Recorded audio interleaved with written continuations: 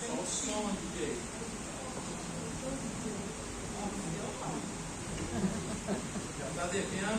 Já está devendo um microfone. Vai falando desse até ele cair. Eu estou acostumado com o microfone cheio assim, não. Boa noite, igreja, graça e paz. É uma alegria estar com os irmãos aqui. Eu creio que a dor já veio diminuindo durante o louvor. Os irmãos que me conhecem há mais tempo sabem que eu sou sempre muito provada quando eu tenho que pregar. A pastora sabe disso. Os irmãos lembram do episódio lá do retiro. E uma coisa que eu tenho aprendido com Deus é que nós não podemos deixar de cumprir o chamado do Senhor. Aleluia. Porque o adversário ele se levanta assim. Eu creio que isso que eu vim sentindo era algo muito mais espiritual do que físico. Porque eu tinha um compromisso, eu tinha uma responsabilidade. O pastor Fábio hoje cedo mandou mensagem para mim. Eu falei, eu não estou passando bem, mas em nome de Jesus eu vou. E ele declarou uma palavra sobre a minha vida. Ele me disse, você vai descer desse altar curada. E eu creio nisso. Porque se nós estamos na casa do Pai, e já começou o louvor dizendo que aqui a mesa estava farta, né? Elaine falou sobre isso. Então se nós estamos na casa do Pai, aqui é milagre. Amém. Amém, queridos? Glória a Deus. Nós vamos ler a palavra do Senhor no livro de 1 Reis, capítulo 2. Do verso 1 ao verso 4. Os irmãos que estão com a Bíblia, seja digital, seja física, podem permanecer no livro de Reis, que nós vamos passear um pouquinho pelo livro de Reis. Quem estiver também na projeção pode deixar por ali, que eu vou durante a palavra citar alguns textos desse mesmo livro. 1 Reis, capítulo 2, a partir do verso 1.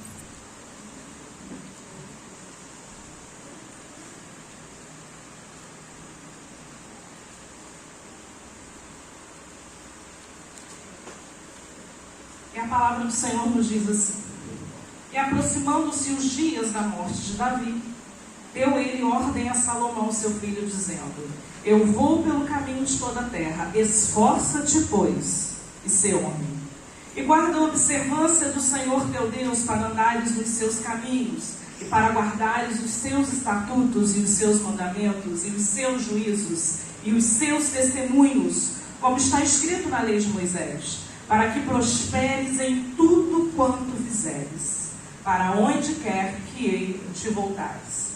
Para que o Senhor confirme a palavra que falou de mim, dizendo: se teus filhos guardarem o meu caminho, para andarem perante a minha face, fielmente, com todo o seu coração e com toda a sua alma, nunca te faltará sucessor ao trono de Israel. Amém, queridos? Podem sentar. Glória a Deus.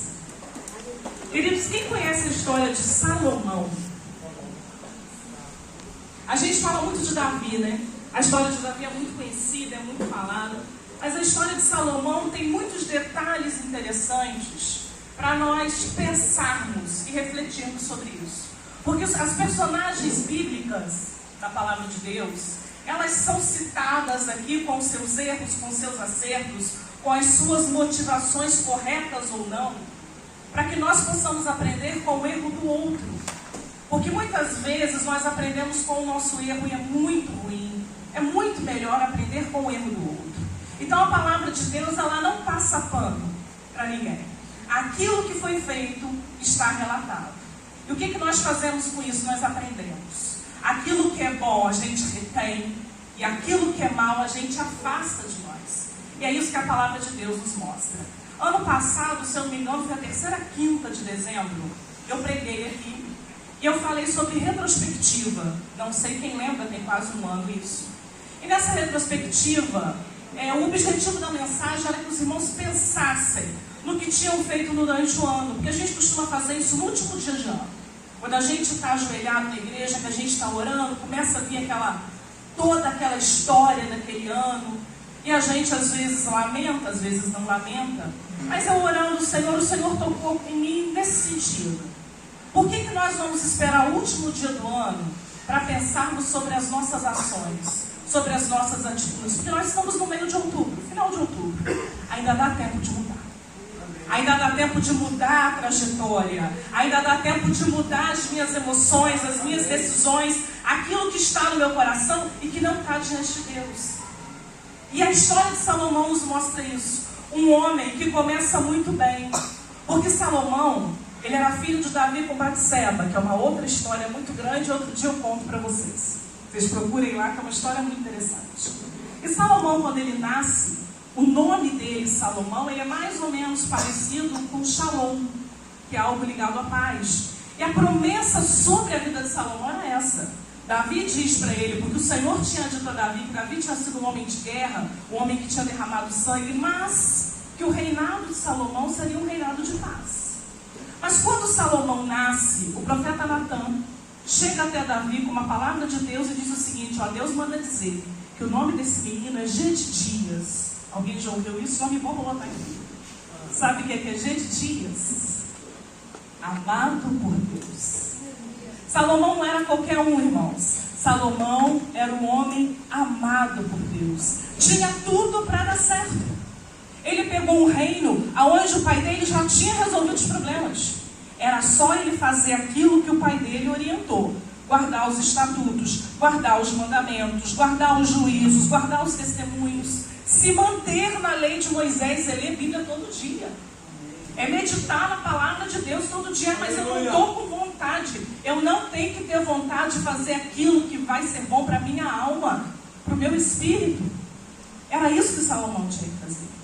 E Salomão começa muito bem, irmãos.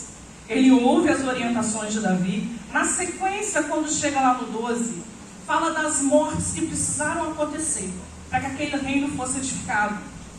A palavra de Deus nos diz que quando ele faz isso, o reino dele é confirmado. Aquilo que o pai dele orientou para a vida dele, ele cumpriu. A partir do verso 12 a gente vê isso. E a palavra de Deus nos diz, e o reino foi confirmado.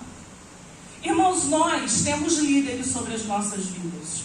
Sejam líderes, pais, pastores, sejam até chefes nossos. Toda liderança, ela é permitida por Deus. Ela pode até não ser constituída, mas Deus permitiu aquela liderança sobre a nossa vida. E será que nós temos dado ouvido à nossa liderança?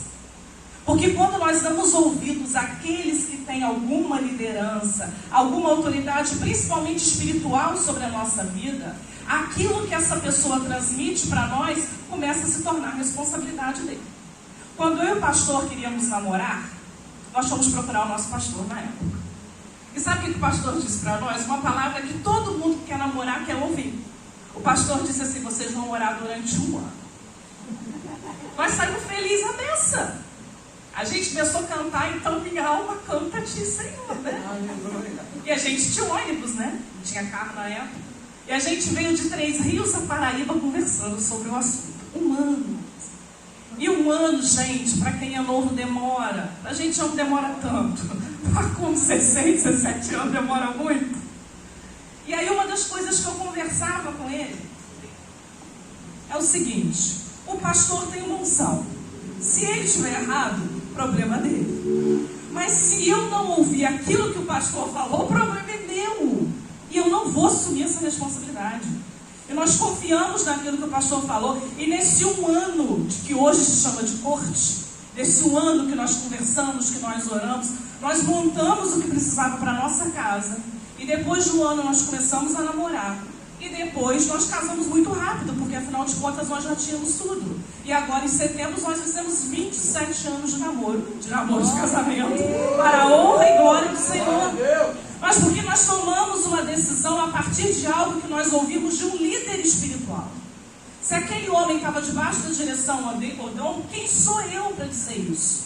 Eu sei que nós obedecemos, fizemos o que tinha que fazer, e o Senhor honrou a nossa obediência. E é isso que nós aprendemos no início da vida de Salomão: honrar o nosso líder, ouvir o que o nosso líder tem para dizer, obedecer e ser bem-aventurado, e ser bem-sucedido, e ter o reino confirmado pelo Senhor. Mas aí Salomão faz algo que não devia, mas a palavra de Deus diz que ele amava o Senhor ainda. No capítulo 3, Salomão se casa com a filha de Faraó, se aparenta com a filha de Faraó.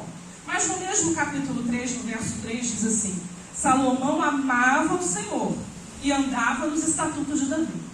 Não dá para saber por que ele fez isso. Mas provavelmente, como foi falado para ele que o reino dele seria de paz, ele pode ter raciocinado, não pedindo uma direção de Deus, agindo pela mente. Eu vou me relacionar com o Egito, eu não vou ter problema no reino. O Egito é uma das grandes potências, eu vou me relacionar com ele e não vou ter problema. Mas até aí tudo bem, irmãos, porque ele ainda não tinha tido uma experiência com o Senhor. Até aquele momento, o que Salomão sabia era aquilo que o pai dele tinha falado com ele. Mas aí quando a gente continua lendo, ainda no capítulo 3, lá no verso 5, Salomão tem uma grande experiência com o Senhor. E o Senhor diz para Salomão o seguinte: Salomão, me pede o que você quer. Irmãos, imagina algo desse tipo. Imagina o Senhor virar para você hoje e dizer para você: o que você quer? Vocês saberiam o que responder para Deus neste momento? Eu lembro de um encontro de jovens também, algumas décadas atrás, que foi falado isso na igreja. Um jovem na época chegou para mim e falou assim: eu pedi a Deus para que eu amasse mais a Ele. Aquilo me impressionou muito, porque jovem pede para casar. Eu devo ter pedido para casar. Não, provavelmente. Mas esse jovem me disse assim: não, eu pedi para amar mais o Senhor. Eu fiquei com vergonha, irmãos. Morri de vergonha. Porque quando a gente ama mais a Deus, quando Deus ocupa o primeiro lugar nas nossas vidas, não importa a dor, não importa a luta, não importa o luto. O que nós vemos de realidade quando Deus ocupa o primeiro lugar nas nossas vidas é a experiência que o pastor contou aqui. É saber que se eu estou aqui, glória a Deus, mas se eu vou para a eternidade, glória a Deus também. Se essa luta não foi vencida aqui, em algum momento ela vai ser vencida. E se não for nessa vida, na outra eu não vou ter luta, aleluia. Isso é ter Deus em primeiro lugar. Isso é ter a certeza de quem você serve. E foi o que Salomão falou: eu tenho uma grande responsabilidade sobre a minha vida. Eu tenho liderança de um povo. E não era qualquer povo. Era um povo escolhido por Deus. Então o que ele pede a Deus?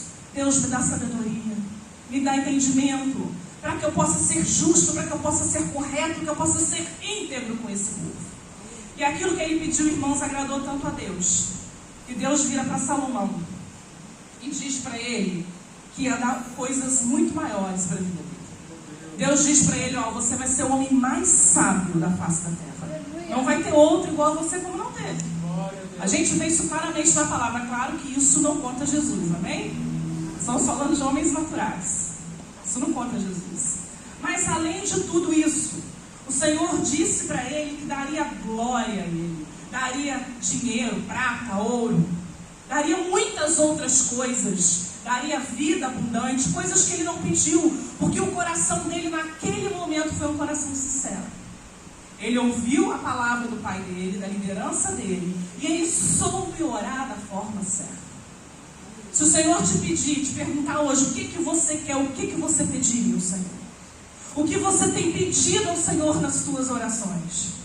Será que Deus, para você, para mim, para nós, Ele é só um self-service? Que a gente passa e só sai pedindo: eu quero isso, eu quero aquilo, eu preciso daquilo outro. E às vezes quando Ele abençoa, acontece o que o pastor Fábio falou. O pastor Fábio fez a introdução da palavra. Aí você pega a bênção que Deus te deu e não usa em favor do reino. Você usa em favor de qualquer outra coisa, menos em favor do reino. Então é algo para nós pensarmos como tem sido as nossas orações. Nós temos louvado a Deus. Será que quando eu peço algo material, esse algo material vai ser bom para mim, mas também vai ser para o reino? Será que quando eu peço a Deus um aumento de salário, eu vou ser fiel na hora de dizimar isso? O pastor Lucinho Barreto, ele fala muito isso. Eu acho muito interessante, que é uma oração que a gente pode fazer. Ele pede ao Senhor para que o dízimo dele seja o salário dele. Mas para você pedir isso, você tem que ser fiel no que você está orando. Isso porque a pessoa fala assim: mas como é que eu vou dar dízimo de 100 milhões? Então você não pode ter salário, se isso é difícil para você. Para a gente ter sabedoria, irmãos, sobre aquilo que a gente está orando. E Deus dá muito mais a ele. Mas Deus adverte a ele. Verso 14 do capítulo 3. Se andares nos meus caminhos. A mesma coisa que Davi falou para ele. Davi era um homem experiente, um homem que tinha cometido os seus pecados, as suas falhas, mas a palavra de Deus diz que Davi tinha um coração segundo o coração de Deus. Aleluia. Davi não repetia pecado. Davi se arrependia e não fazia de novo. Quando Davi se envolve com Batseba, é a última esposa dele, porque ele entende que aquilo não era de Deus, tem aquele monte de mulher e a partir dali ele não tem mais esposa. Então ele fazia coisa errada, ele se arrependia, ele se humilhava diante de Deus, e a humilhação de Davi era de estar longe da face de Deus. Ele não ficava preocupado com o que o outro ia falar, essa era a motivação do coração dele. Então ele aprende com esse homem, e Deus repete a fala de Davi para ele: se você andar no meu caminho, se você guardar os meus estatutos, os meus mandamentos, como mandou teu pai Davi, também prolongarei os seus dias. Glória a Deus. Promessa do Senhor, irmãos. Mas promessa tem se. Se você andar, se você fizer, se você permanecer. Essa é a palavra do Senhor. E a vida de Salomão continua uma bênção. Depois desse momento acontece um episódio das duas mulheres que aparecem diante dele, dizendo que o filho era de uma, que o filho era de outra.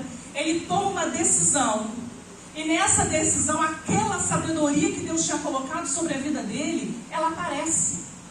E ele é reconhecido por essa sabedoria, o povo começa a respeitá-lo. Bem, esse daí não é mais um menino, o filhinho de Davi, porque Salomão tinha irmão mais velho que ele, que até foi morto durante o reinado. Mas ele não era mais um menino, agora ele era um homem que tinha uma sabedoria dada por Deus. A palavra de Deus diz que os reinos vinham até lá para ouvir da sabedoria de Salomão, porque aquilo espalhou. Não tinha WhatsApp, irmãos. Não tinha rede social. E aquilo espalhou. A rainha de Sabá, lá no capítulo 10, ela vem e faz perguntas difíceis para ele, e ele responde todas. Ela observa a organização do reino, a maneira como aconteciam as coisas, e ela fica impressionada com aquela sabedoria, porque aquela sabedoria não é humana. Aquela sabedoria é uma sabedoria de Deus. E quantas vezes, irmãos, nós nos pegamos assim? Às vezes surgem situações diante de nós, pessoas precisando de uma palavra. Eu já ouvi irmãos dizerem isso para mim: pastor, eu não sei nem como é que eu dei aquele conselho. Eu não sei nem como eu consegui falar daquela forma. Não tem explicação, irmãos. Porque quando o nosso coração, a nossa motivação está nos caminhos do Senhor, andando, guardando os estatutos, o Senhor nos dá sabedoria. O Senhor nos dá direção. E as coisas acontecem, as coisas fluem. Mas depende de nós fazermos a coisa certa, de nós tomarmos a decisão correta. E no capítulo 4, irmãos, vem falando da riqueza de Salomão, mas é muita coisa. Salomão tinha muita coisa. A palavra de Deus diz que ele tinha 40.000 estrebarias de cavalos. É muita coisa. Eu não tenho nenhum. Eu tinha 40.000. Lá no verso 27 diz que coisa nenhuma deixava faltar. O cumprimento da promessa de Deus estava sobre a vida daquele homem. Enquanto ele andasse nos caminhos do Senhor, tudo que Deus prometeu, Deus cumpriria, porque o nosso Deus, ele é fiel. Ele é fiel. E o Senhor estava sendo fiel, porque ele estava fazendo a vontade do Senhor. A palavra de Deus nos diz que na sabedoria dele, ele escreveu 3.000 provérbios, 5.000 cânticos. É muita coisa, queridos. Ele escreveu daquilo que ele vivia, daquilo que ele ouvia, daquela sabedoria que Deus tinha dado para ele. Estava tudo muito bom, tudo caminhando muito bem. Lá em 1 Reis 6, conta sobre a edificação do templo. Esse templo foi algo que surgiu no coração de Davi, mas Deus não permitiu que Davi construísse. Disse que o filho dele construiria. Então tudo que foi feito naquele templo, coisas muito ricas, era muito dinheiro naquele templo, porque isso era um desejo do coração de Davi. Davi juntou recursos para investir na casa de Deus. Aleluia. E Salomão também usou os recursos, porque ele também teve quem ajudava. A palavra diz que nada faltava, que coisa nenhuma deixava faltar. E ele constrói um templo, que foi um templo espetacular. Um templo que as pessoas iam lá para conhecer esse templo. Um templo que foi direcionado por Deus para Davi. E ele continua criando grandes coisas. Ele edifica um palácio para a filha de Faraó. Era muito dinheiro, irmãos. Era muita glória. Era muita sabedoria. Era muita coisa boa. E aí Salomão vai vivendo. No capítulo 8, ele dedica o templo. Ele faz uma oração pelo povo. E Deus aparece novamente para ele.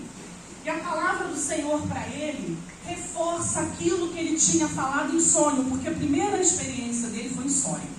Essa segunda experiência é no templo, aonde tem a consagração do templo, a dedicação do templo, a oração pelo povo.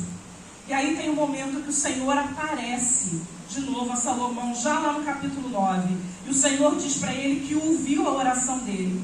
E no verso 4 ele repete: se andares perante mim, como andou Davi seu pai, com interesse de coração. Com que motivação de coração? Uma motivação de agradar a Deus, de permanecer nos seus caminhos com sinceridade, e fizeres segundo tudo que eu te mandei, e guardares os meus estatutos, os meus juízos, então confirmarei o trono do teu reino sobre Israel para sempre. Ele confirma uma promessa que ele deu para Davi. É uma experiência única com Deus. Irmãos, muitas vezes nós não temos experiência com Deus porque nós não buscamos. Ou porque muitas vezes a nossa guerra constante entre carne e espírito, nós alimentamos a carne. E se nós alimentarmos a nossa carne, ela cresce. E o nosso espírito diminui. Nós precisamos alimentar o espírito. E alimentar o espírito não é fácil. É muito mais fácil alimentar a carne. Mas quando nós alimentamos o nosso espírito domina, o Espírito Santo domina sobre as nossas vidas. E nós podemos declarar que somos templo do Espírito Santo. Nós não somos igreja sozinhos, nós somos igreja em grupo. Por favor. Não vamos falar bobagem por aí. Isso aqui é uma igreja. Mas nós temos o Espírito Santo na nossa vida. A gente até canta, vem me visitar hoje aqui, não tem problema cantar, é muito bonito. Mas nós temos o Espírito Santo na nossa vida. Então nós precisamos encher-nos do Espírito para que ele se manifeste na nossa vida. Mas aí, irmãos, a vida de Salomão está tudo muito bem. Mas aí quando a gente continua a história de Salomão, que a gente vai lá para o verso 11, a gente começa a ver a queda de Salomão. E por que Salomão cai? Por uma coisa muito simples. Salomão pega os talentos que Deus lhe deu, aquilo que Deus tinha colocado sobre a vida dele, tanto espiritual, tanto mental, quanto físico, e usa para o seu bel prazer. E é isso que o capítulo 11 diz. A queda de Salomão começa, irmãos, porque Salomão se tornou morno espiritualmente. A palavra de Deus em Apocalipse diz que porque és morno, vomitar-te-ei da minha boca. É a palavra de Deus para a igreja de Laodiceia. Nós não podemos ser mornos, irmãos, nem frios. Nós precisamos ser quentes, cheios do Espírito. O pastor Fábio fez essa oração aqui agora. Nós estamos na casa do Senhor e às vezes nós estamos aqui preocupados com a hora, preocupados que tem que voltar para casa e deixa de usufruir o tempo que eu estou aqui. O tempo de ouvir de Deus, o tempo de ser abençoado por Deus, o tempo de trabalhar para o reino de Deus. Gente, nós não podemos abrir mão daquilo que Deus tem nos dado. Nós precisamos usufruir das bênçãos de Deus sobre as nossas vidas. Quantos talentos Deus tem nos dado, irmãos? Porque você pode virar para mim e falar assim: ah, pastora, mas eu não sei pregar. Mas o teu chamado é para pregar? Irmãos, estar aqui em cima é um desafio constante. Quem prega sabe disso. É muito mais fácil você dar aula para uma multidão do que você vir aqui e pregar para dois. Porque aqui você está falando de alguém muito maior que você. E você tem que ter muito temor para falar dele. Coisa que numa aula você não precisa. Se você errar, se resolve. Agora a pregação é algo sério. Ah, mas eu não fui chamado para louvar. Eu acho bonito louvar. Os irmãos que louvam naquele cantinho quente ali, sabe o que é? Eu já fiquei ali, não dei conta de ficar ali. Qual é o chamado que o Senhor tem para a sua vida? Tem algo que você faz que as pessoas dizem: nossa, você faz bem isso. Você faz diferente. Use o talento, aquilo que Deus te deu para a obra de Deus. Ah, mas eu sei lavar o banheiro. Aleluia por isso. Eu levantei aqui no meio da palavra do louvor aqui, com muita dor de cabeça. Cheguei no banheiro, encontrei o banheiro limpo. Lavei meu rosto e fui abençoada por alguém que entrou lá e lavou aquele banheiro. Ah, eu sei fazer um arroz como ninguém. No retiro estava uma bênção também. Comi uma comida maravilhosa que foi feita por um monte de gente. Qual é o talento que o Senhor te deu? Use o talento que o Senhor te deu para o reino de Deus. Mas não foi o que Salomão fez. A palavra de Deus nos diz, capítulo 11, verso 1. É a parte mais triste da história de Salomão. E ele diz assim: e o rei Salomão amou muitas mulheres estranhas. E isso além da filha de Faraó. Ele amou moabitas, amonitas, edomitas, sidônias e etéias, das nações que o Senhor tinha dito aos filhos de Israel: não entreis a elas, e a elas não entrarão a vós. De outra maneira perverterão o vosso coração para seguirdes os seus deuses. A estas se uniu Salomão com amor. Irmãos, quando nós vamos lá em Deuteronômio, já na lei de Moisés, é muito interessante que eles nem imaginavam uma monarquia, mas lá em Deuteronômio 17, o Senhor já falava isso. Nas leis de Moisés ele já fala: quando o povo pediu um rei, ele dá as orientações daquilo que o rei tinha que fazer. E antes disso, o Senhor fala com eles, também Deuteronômio, agora eu não vou achar o texto, só achar eu falo para os irmãos. Também Deuteronômio 7, achei. Ele fala sobre essas mulheres, sobre esses povos, porque a ordem que foi dada a Josué era que exterminasse todo aquele povo ali. E por não terem cumprido a ordem do Senhor, o povo passou pelo que passou lá em Juízes. Porque Juízes é isso, é uma roda viva. Levanta, cai, levanta, cai. É o livro de Juízes inteiro. Porque deixaram de cumprir a vontade do Senhor, não precisavam ter passado por aquilo ali. E Salomão faz exatamente o contrário da lei de Deus. Se ele tivesse meditado na lei do Senhor de dia e de noite, se mantido nos estatutos, nos preceitos do Senhor, ele não teria feito isso. Mas ele ocupou o tempo dele, as emoções dele, as decisões dele, nos talentos que Deus tinha lhe dado em favor de si mesmo. Ele estava muito preocupado em levantar palácios, em levantar casas. A nação cresceu muito em ter ouros, em ter cavalos, em ter fama. Ele estava muito preocupado com isso. E ele esqueceu do que realmente era importante. A continuação do capítulo 11, no verso 3, é algo absurdo. Nem Moisés, na sabedoria dele, imaginou que um homem na Bíblia ia fazer tamanha bobagem. Ele diz o seguinte: ele tinha 700 mulheres princesas, mulheres, esposas. Ele casou 700 vezes e 300 concubinas. Já em Gênesis, irmãos, a palavra de Deus é muito clara sobre monogamia. Deixará o homem, teu pai e sua mãe, se unirá à sua mulher, e ambos serão uma só carne. Como ser uma carne com 1000 mulheres? Ele tinha 999 mulheres a mais do que o Deus tinha mandado ele ter. Não tem como isso dar certo.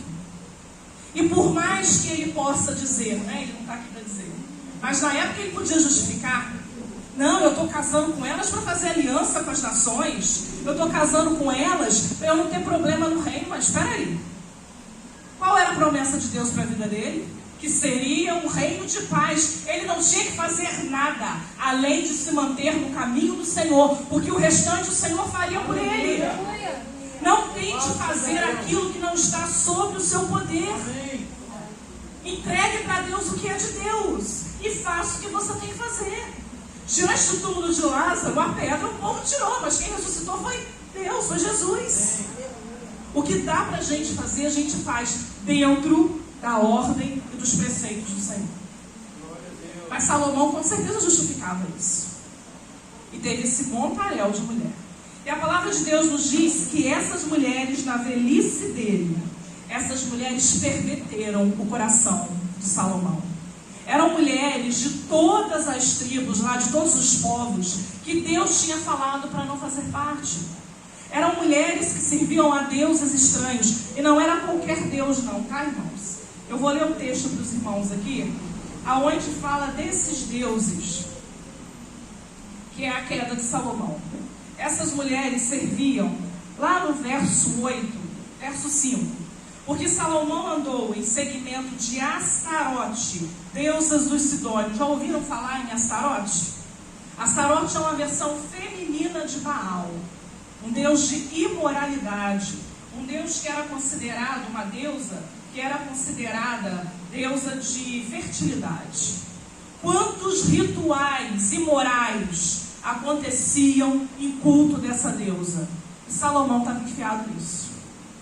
Um homem que teve uma experiência com Deus, 2 vezes, experiência de Deus falar claramente, diretamente com ele. Não foi profeta que chegou para ele e falou: Deus mandou te dizer, não. Deus falou com ele. E Salomão, na sua velhice, está lá no meio disso. Um outro deus, Milcom. Milcom é a mesma coisa que Moloque. Quem já ouviu falar em Moloque? Irmãos, esse espírito de Moloque é o que está hoje no nosso meio aí defendendo aborto. Porque era isso que esse Deus exigia. Que colocasse as crianças lá na estátua e as crianças eram queimadas lá. Era isso que esse Deus exigia. Sacrifício de criança. A Bíblia não diz que Salomão sacrificou. Mas se ele tiver tido um filho com cada mulher, não ia fazer falta. Ele pode ter tido 1000 filhos. Jerusalém pode ter se tornado a casa só de Salomão. A criança esbarra na outra na rua. Opa, quem é você? É sua filha de Salomão? Também prazer, eu sou minha irmã. 1000 mulheres? Isso não era impossível de acontecer. E se ele adorava, e se ele cultuava, isso é bem possível de ter acontecido.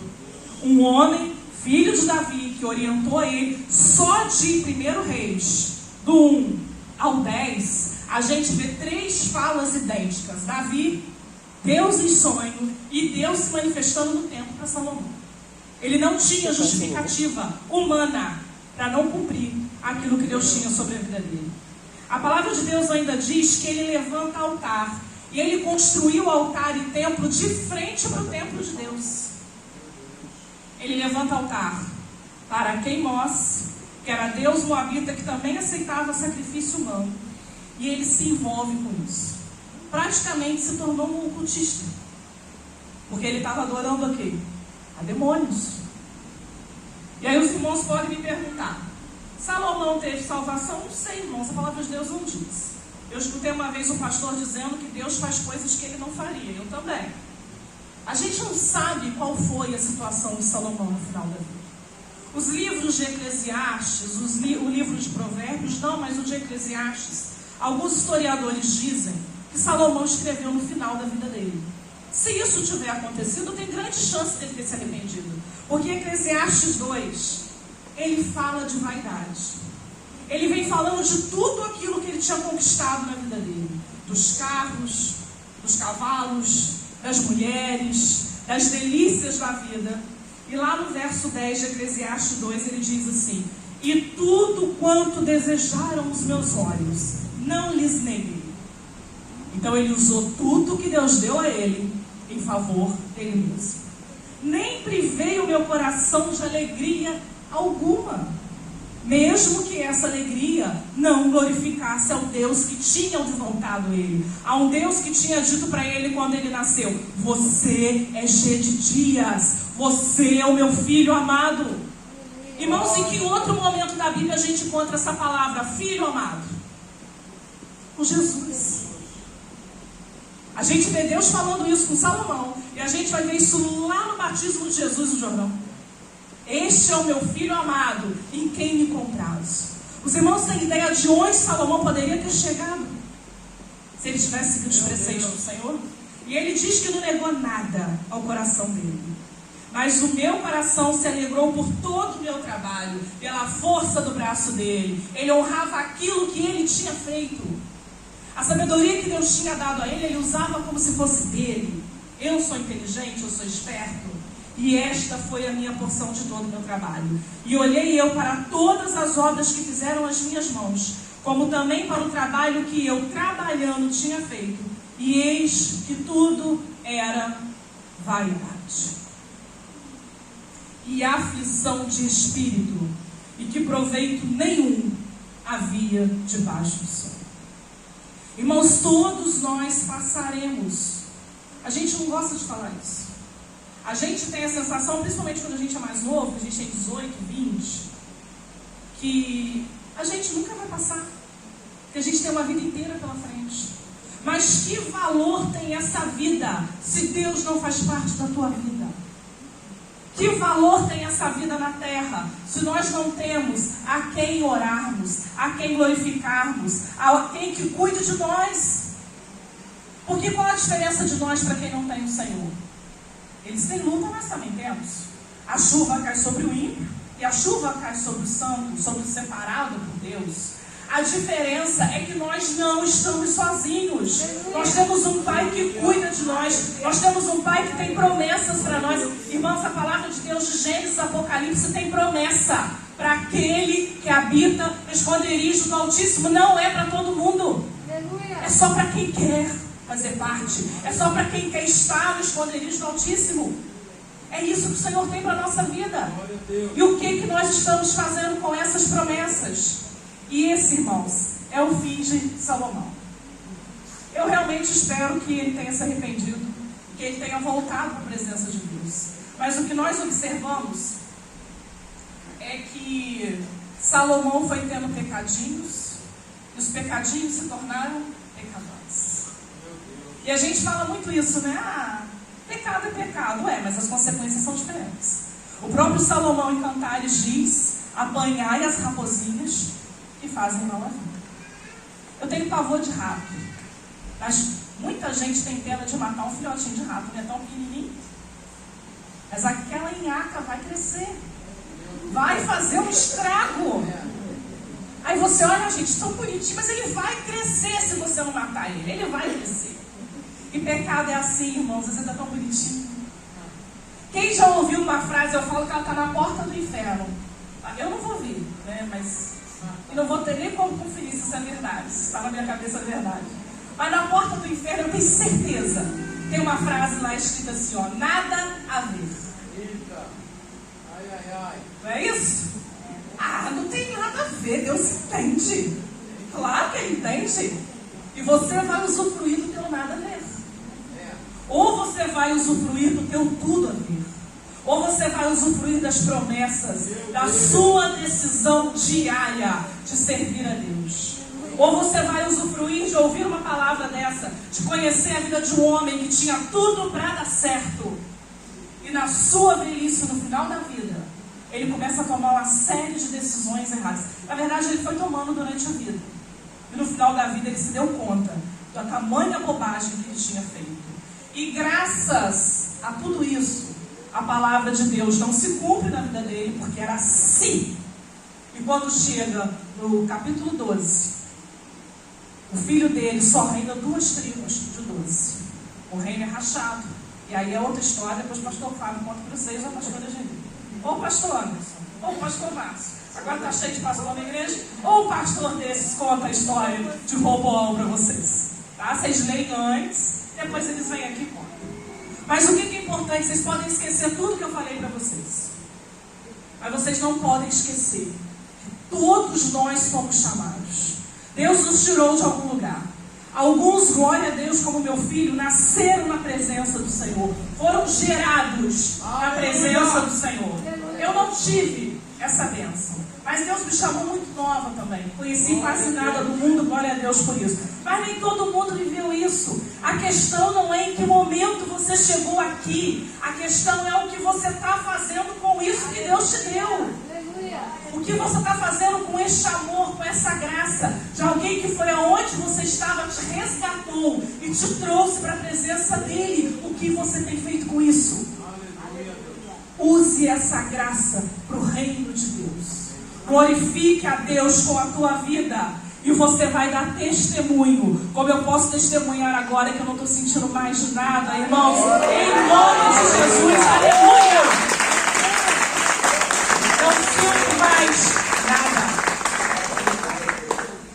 E você vai testemunhar das bênçãos, dos milagres e das promessas do Senhor que vai se cumprir sobre a sua vida. Amém, queridos? Agradeço a oportunidade, pastor, mais uma vez.